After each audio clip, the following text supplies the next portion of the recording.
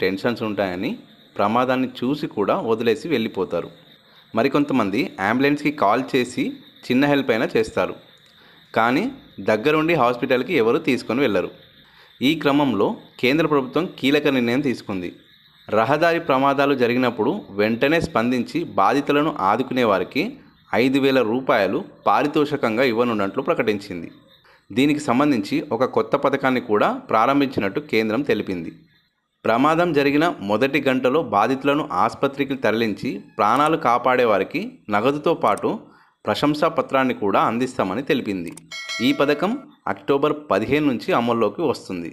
ఇందులో భాగంగా జాతీయ స్థాయిలో ఉత్తమ ప్రాణదాతలుగా నిలిచిన 10 మందికి ₹1,00,000 చొప్పున అందించనున్నారు.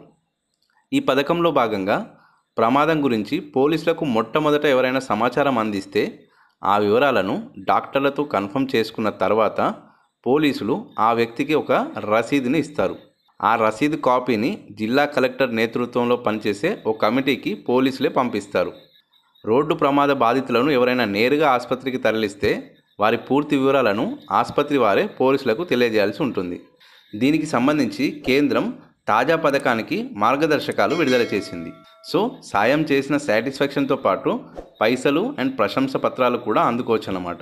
అయితే ఈ మెసేజ్ని వీలైనంతగా షేర్ చేసి ప్రతి ఒక్కరికి తెలిసేలా ఫార్వర్డ్ చేయండి. దీనివల్ల ఒక్కరి ప్రాణం నిలబడ్డా మీకు అందులో భాగం